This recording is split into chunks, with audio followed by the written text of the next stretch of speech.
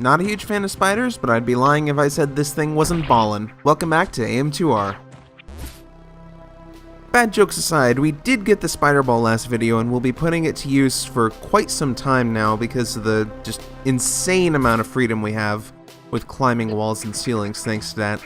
Like getting up here to this cave where we can find ourselves a Metroid that wants us to die. Horribly.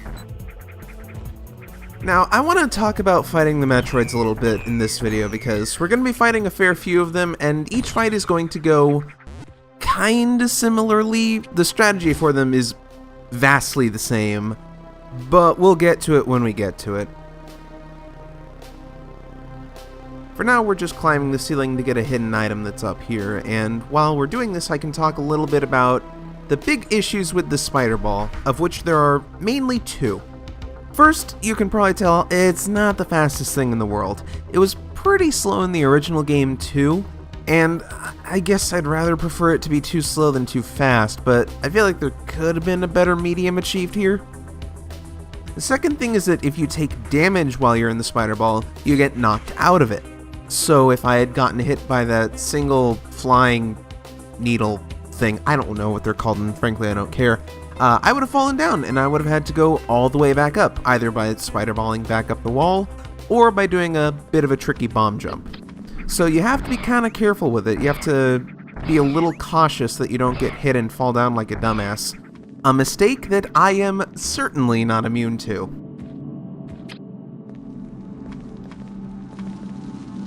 Anyways, heading down here, we could have gone this way earlier and really all it would have had for us is this save point, which is pretty conveniently placed, and we'll get to that in a second. But beyond that, we're blocked off by some bomb blocks if we come here without, well, the bombs, so it's a good thing we got those before we came down here. I mean, a totally great coincidence and not at all planned out in any way, shape, or form. These are the game's first breeding grounds, essentially a hub for a bunch of local Metroids to just kind of hang out and enjoy the scenery. But on that note, we have here our first of a sort of new type of Metroid, actually. It's still in alpha, but you'll notice every other shot that I try and hit this thing with, it attempts to dodge out of the way. Now you can bait this by using just your normal beam to bait the dodge and then shoot a missile at it, which it will not try to dodge because it already used that up. Or you can try and shoot in such a way that it dodges into the missile, which is what happened on that last hit there. Now, not every alpha from here on out does this dodging thing. In fact, it's mostly the ones that have those little hind legs starting to grow out a bit more. But this sort of leads me into my general strategy with fighting the alphas. Because of the way that they take damage, the way that they recoil from it, you'll notice that on all of the Metroids that don't have a dodge factor to them, they tend to recoil backwards into a position where you can just sort of advance a little bit and hit them again as soon as their invincibility frames wear off. It's a small thing that can really make a difference. Like you can see right here, I'm able to keep up with hitting it time after time by just planting those missiles right where it's going to be after the damage recoil, so you can really chain those together and take them out super fast. And as for any, I'm just going to call them dodge-type Metroids, because really that's the best name I can come up with. I'm not a very creative person. They have a bit of a cooldown on their dodge. Once you've shot at them once and they've dodged a shot, they can't dodge again for a certain amount of time. If you wait too long to actually hit them proper, they will get that charge back and be able to dodge again. So you do have to be kind of quick about baiting the dodge and then going for it. It keeps things fast and frantic in a way that I really enjoy. But with the Golden Temple pretty much cleared out, we can just head on out of here and get a move on. I'll be speaking too soon. So, this is the wake-up call to anyone who might have thought AM2R was just a pretty-looking reskin with some new physics. This is our first original boss fight, the Ancient Guardian.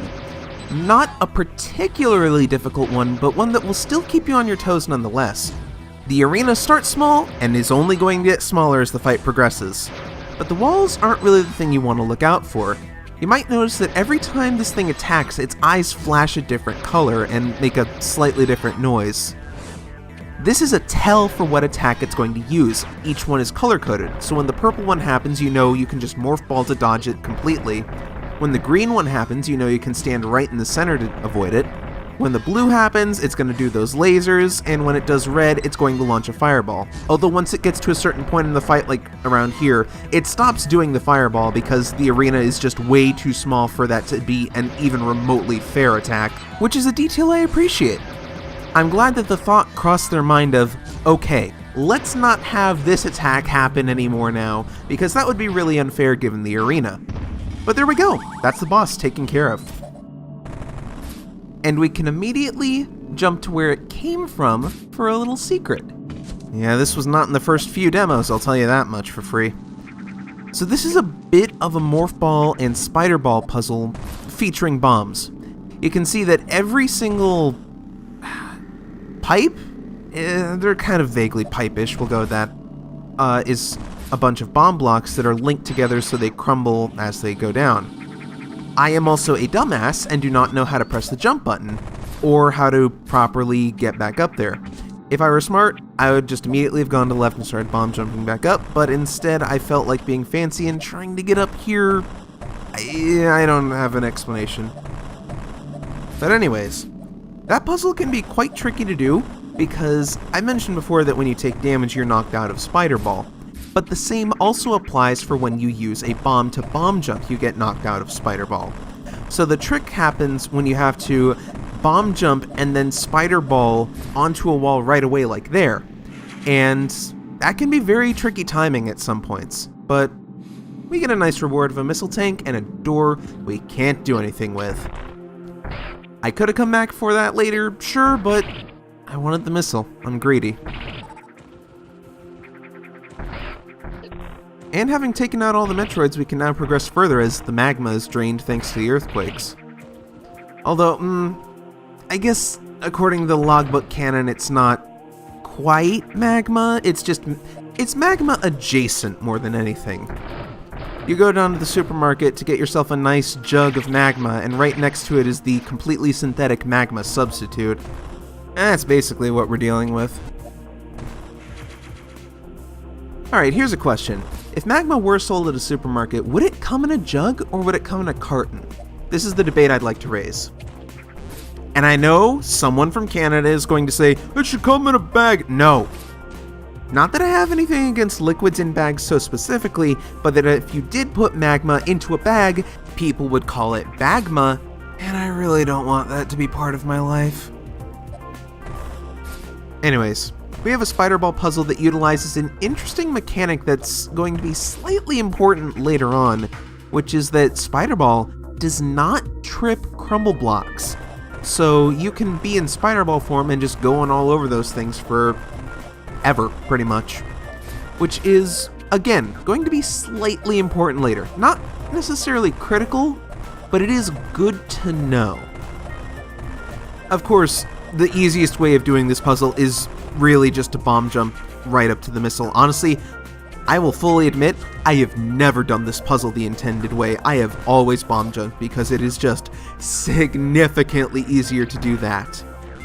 Also, that was a missile block. That is there almost exclusively for speedrunning purposes, and you have no real indication that it's there or need to use it normally. Honestly, I really like those little touches that are there just for speedrunning purposes. It brings a whole new dimension to the level design, I think. Or even just for something like a casual low percent run. And oh god, low percent in this game is something. Oh yeah, and jump scare Metroid or whatever. This Metroid was just sitting out in the hall in the original game, and they decided to be a little sneaky and hide it in the rocks there. It's kind of rude, honestly, because you're just walking around going la-di-da-di-da-da, and then suddenly Metroid! But I don't know. I like it. Anyways, welcome to Area 2, the Hydro Station.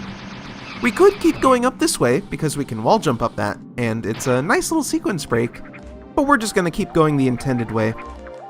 And the music here is phenomenal. It's a remix of the Green Brinstar theme from Super Metroid, and it totally works for this place so well. But we're coming up on a save point, and we've already done quite a bit today, so next time on AN2R, we'll explore the Hydro Station and see what we can find. See you next time.